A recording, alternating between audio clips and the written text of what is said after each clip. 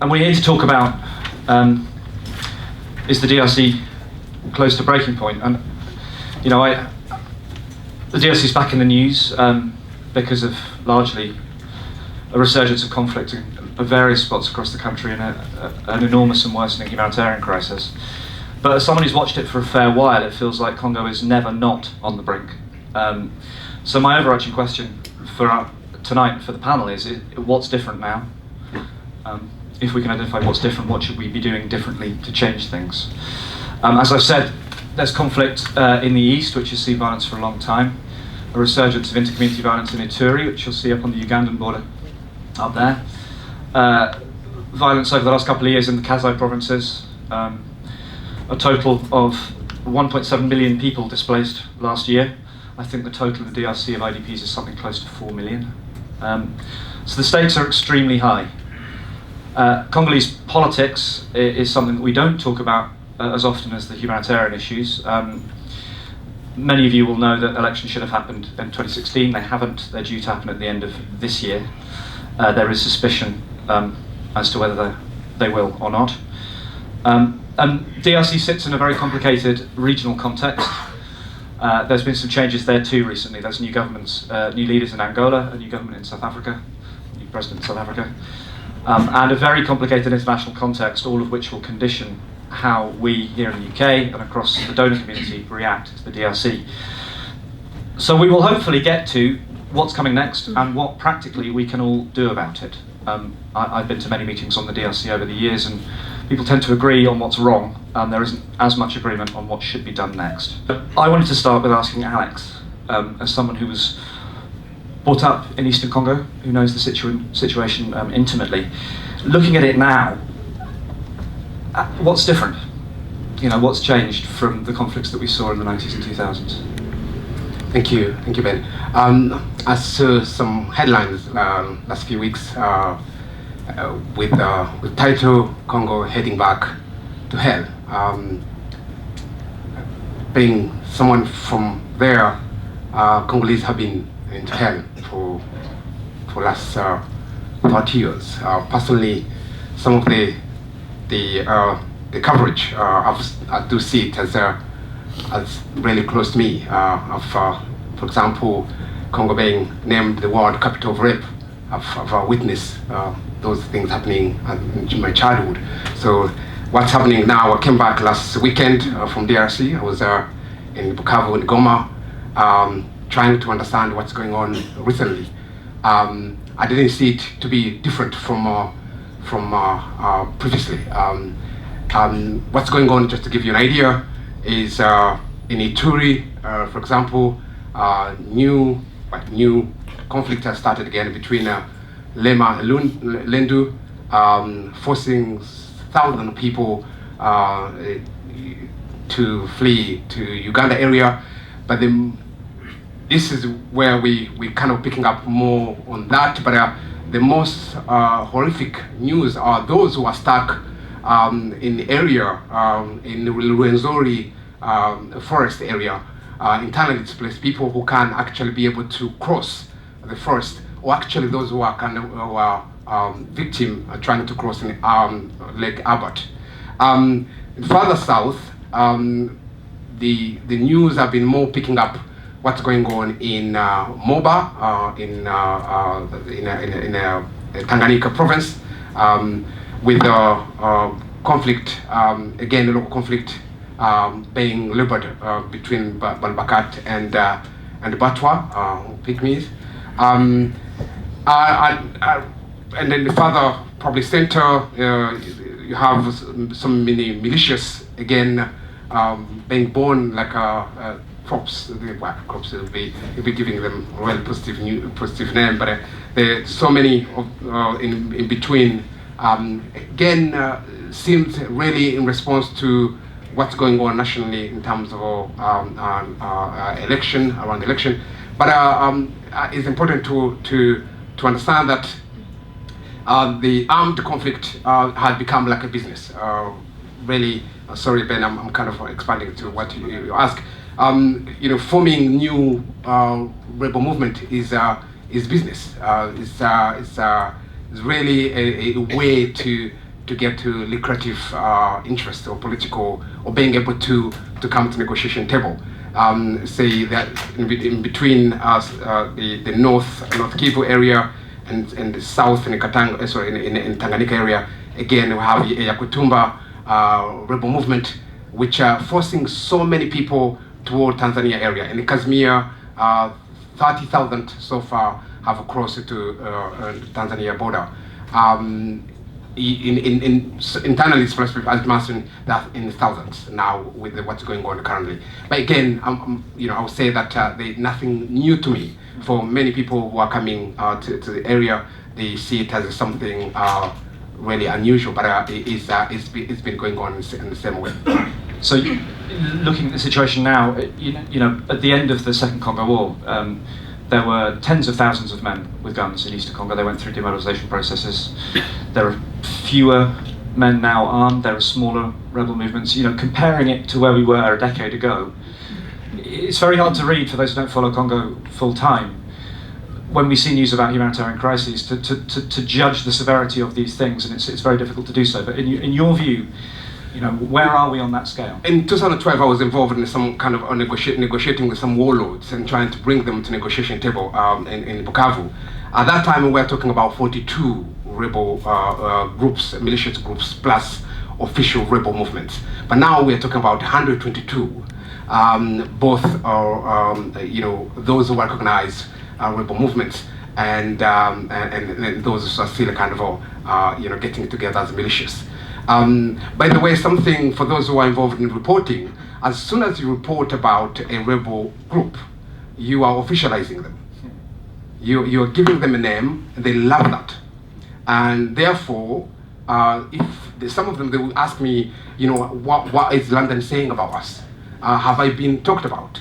And that is not to say they're fearful, because you report them. As soon as you name the rebel movement, therefore, in Kinshasa or the politics, we realize that actually this one is getting profile. If it's getting profile, we come to negotiation table. And we be actually sent messengers, but that's another question. But you see the scale of what's going on. In 2012, 42, now 122. Okay, so a sense they're proliferating again. It's fascinating, the sense that they're watching the way that they're reported, and we'll come back towards the end of the conversation. Thank you. To talk about coverage of Congo and how that does or doesn't influence the situation there. Thank you. Melanie, I wanted to come to you because I know you've just been to the Kasai at the end of last year, which is another very serious but pretty much underreported conflict which has fallen off the radar again. So I wondered if we could ask you to just fill us in a little bit about what's going on there now. Sure. Sorry, I think that's a bit awkward. So Kasai is one of the many conflicts that are going on in Congo now. I think, you can see it on the map. And it's a conflict that started in the summer of 2016. It's in many ways it's a very localized conflict. It started because a local chief was killed, and his community followers were angry and started a movement, and that sort of spread all over Kasai. But I think what's very important in this conflict is that it shows how frustrated and angry a lot of Congolese have become, and how far they're ready to go now that President Joseph Kabila has decided to stay in power. So what a lot of people on the ground were telling me is, of course, we picked up arms because we were angry that our leader was killed, but the reason so many of us joined, and the reason we went as far as fighting the armies, because we are so tired of the way we've been ruled and neglected, really, not ruled, and we want change.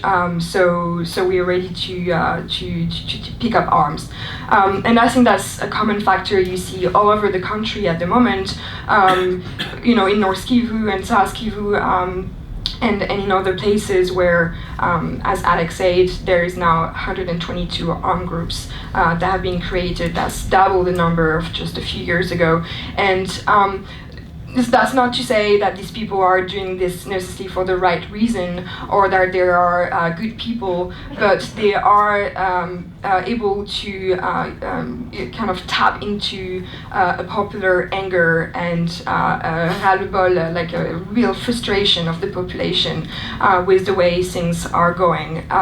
So that's very dangerous because people who are poor and uneducated and angry are easily manipulated, and are we seeing in Italy right now, they're turning on each other and killing each other in the thousands. So in Kasai that went really, really far.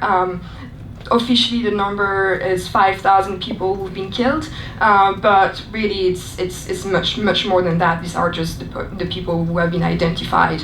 Kasai being really a huge province and not very. I mean, the infrastructures are not good, so you can imagine how much of the fighting and the killing has been hidden. And that's over 1 million people displaced in the space of just 1 year. So that's adding to, I think, in total, I think it's coming up to what you say, 4 million people. And right now, one of the one of the worst hunger crises in the world. People are suffering from malnutrition. I think it was something like 700,000 children who are acutely malnourished,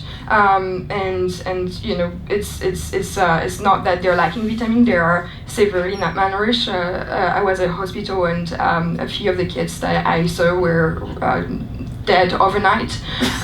So it's definitely one of the worst humanitarian crises in the world. Is on the scale of what's happening in Syria or Yemen, and yeah, it's not very reported at all.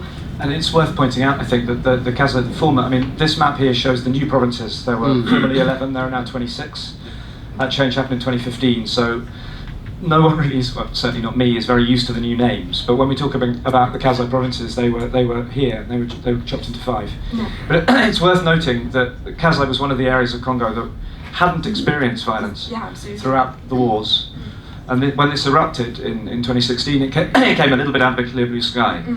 Yeah, so it was really surprising and really hard even for people like me who've been covering Congo for a really long time. I think that's kind of a unifying factor for a lot of journalists. We were kind of shocked and just mostly we didn't realize what was happening until very, very late in the conflict, when I think, when the mobile phone videos of army soldiers massacring people came out. That's when people actually realized what was going on. But people were not used to this sort of violence, and the degree of trauma that they are now suffering is something I've rarely seen in Congo. Yeah.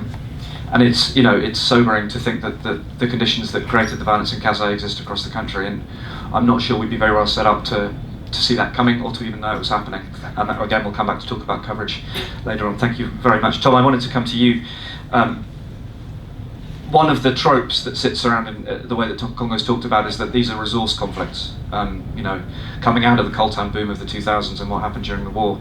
As someone who's worked on the business side of things and around the resource question in Congo, do you see that as still being true? I don't think it was ever true, and I think that's probably one of the problems, and potentially why Kasai is a useful example for us to understand where that conflict has erupted. And yes, there are diamonds in Kasai, but the reason people are fighting each other there or fighting government troops is not because they're fighting for access to diamonds. It's because, in that case, there was an initial provocation which led them to pick up arms, and then after that it was generally just kind of expressing an anger and a frustration with the central government that's provided absolutely nothing to that province for the best part of the last 2 decades. And so then if we look back at the East and all of that narrative that came out between 2008 and 13 with Laurent Nkunda's CNDP and the different FDLR groups around the North and South Kivu provinces benefiting from the coltan trade, and so kind of enough project in particular kind of led a narrative which said that the reason that conflict was happening was rebel groups trying to get hold of minerals.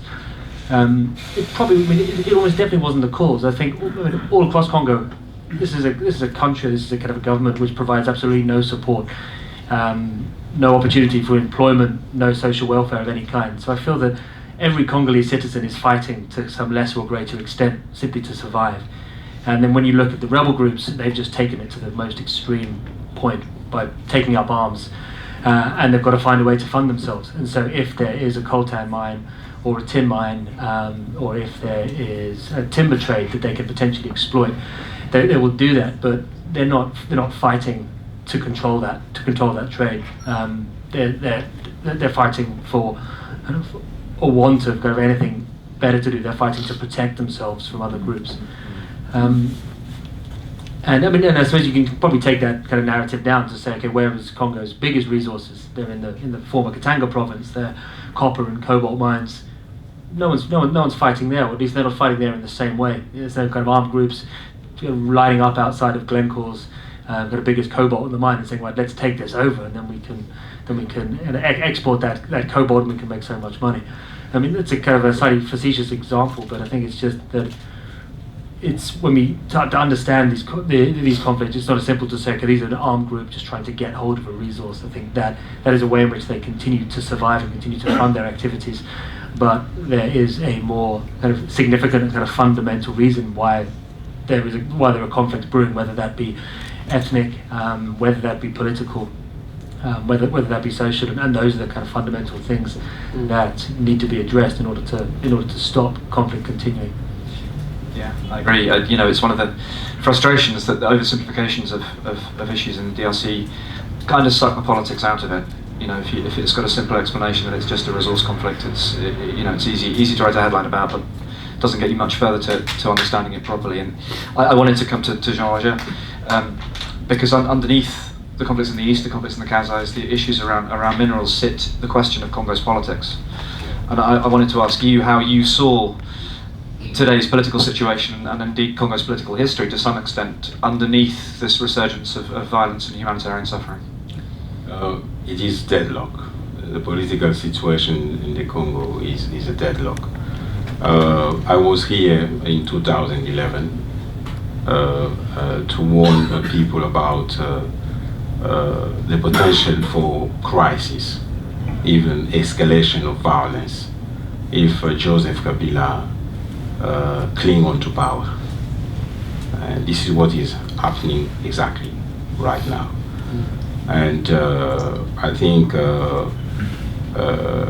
the political situation is responsible for violence, responsible for the humanitarian situation in the Kivu regions and in the Kasai as well, where many people are fleeing conflicts and many people internally displaced, without food, shelter, medical supply, sanitation, even security, and many refugees fleeing the Congo, crossing the border to Angola. This is a very worrying situation in terms of security for the country and security for the region as well. And the political situation, I'm afraid, is a legacy from the colonial period, because the Congo is a country that has never functioned like a proper state, even during King Leopold II. So it is a place considered as a place for business, to go and do business. Normally, it is like that. So the challenge I think we are facing is about how do we build state institutions in the Congo, because there is a vacuum, political vacuum, military vacuum. So to address that issue of I think making progress politically, I think the international community should do more as well to help the country to stabilize. The UN is there trying to help, but the UN should do more because in terms of peace building, peace making, the UN is there for how many years now? But civilians are still being killed there, you see. And we are still talking about the Congo. We are still talking about how do we stabilize the Congo. So I think it is an issue where I think the international community should focus more to try and then resolve we'll come back complex process. to responses to the international community, to the UN, which are really important questions. We'll come back to them a bit later on. I think we are really in need of some innovative thinking. We can't just keep on doing the same old things. But it's interesting, you said that the government is responsible for the politics, is responsible for the violence. And I wanted to ask you whether you thought that was a sin of commission or omission. Whether there was you see a deliberate stoking of violence by the government, or you think it's simply that they don't have the capacity or the will to engage with these kind of complex questions? I think the government, they are pursuing that path of violence because they will cling on to power. They do not actually want any election to be held in the Congo. Yeah. So they are, I think, igniting violence everywhere so they can claim an emergency rule state. And delay elections. And delay the election and stay in power. This is their strategy, what they are doing. And now it is getting out of control. So it is very difficult. Yeah. Well, it brings us on to the million-dollar question, which I'm sure many in the room have thought about, and I know all of you will have opinions on. But looking at elections this year, the thing that we still don't know, amongst many others, is whether Joseph Kabila intends to stand, and if he intends to stand, how he will get over the constitutional hurdle of not being allowed to.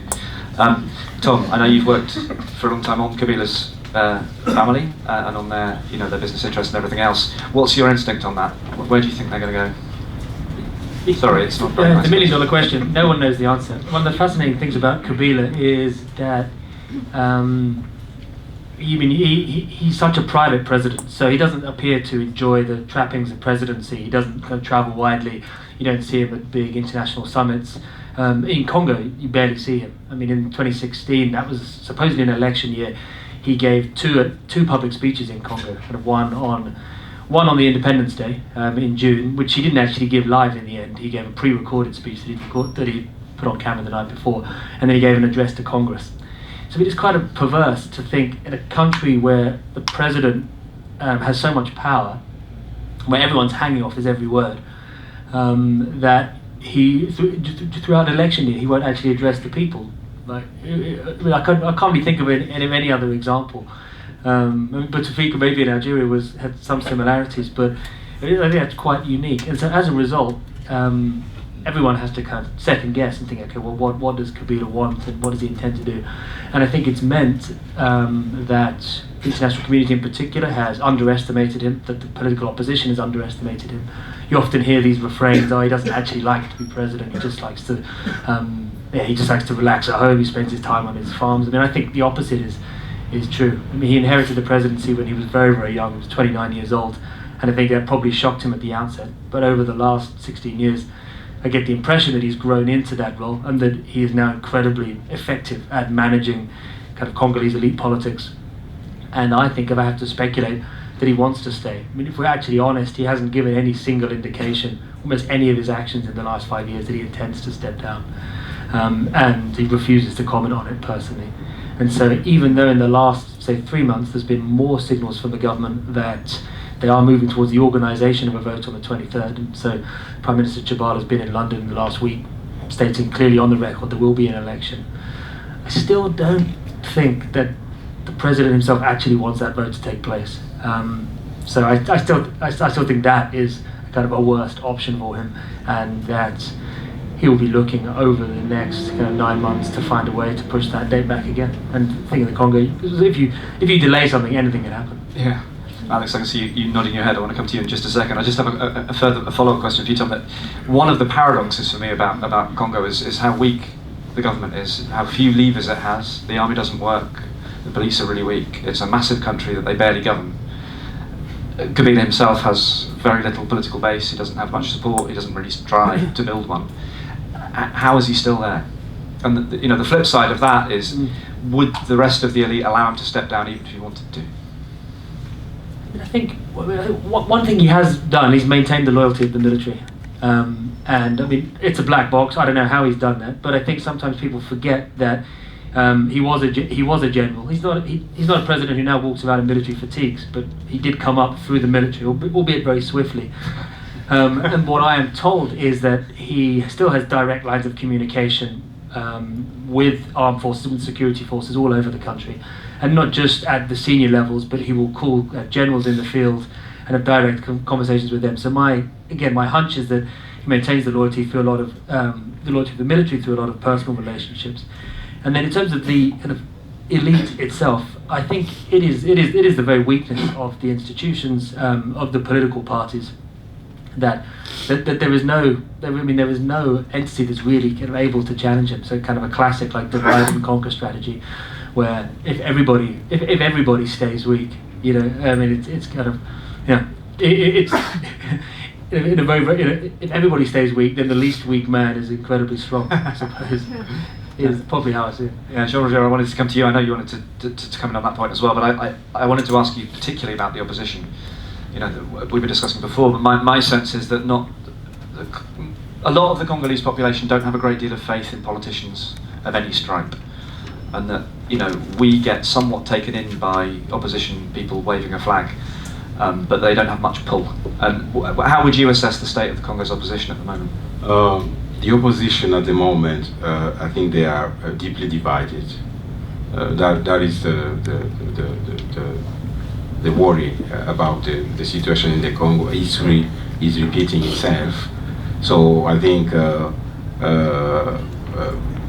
we need actually decent politicians in the Congo, politicians who have integrity, and we are actually in deficit. There is a deficit actually about decent politicians in the Congo, and this is why, as you mentioned about innovative ideas to be put forward, because this is a very complex issue. I think if, for instance, as we are talking about the president, the incumbent, will he go, will not? It depends on many factors, which are actually the businesses supporting him, and I think the lack of transparency, accountability for multinational companies is a major problem. So this will allow him to stay. The business will allow him to stay, because the Congo is a country considered somewhere to go to do business, you see, internationally. So I think we've seen what he has managed to do by raising the stakes on with the new mining code published recently, Joseph Kabila. So he can bargain with the multinational companies to lower corporation taxes, and then ask in return for them to support him to remain in power. This is the plan. What is trying to do at the moment. There is the Chinese as well.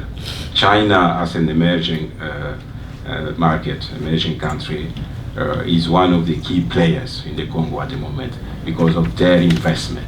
They have invested massively in the Congo. So the Chinese actually are behind him, supporting him. So the West in the Congo do not have the monopoly. This is the reality because of China's investment in the Congo. Yeah. I think the West has far less leverage than it thinks it has, which is in itself an issue.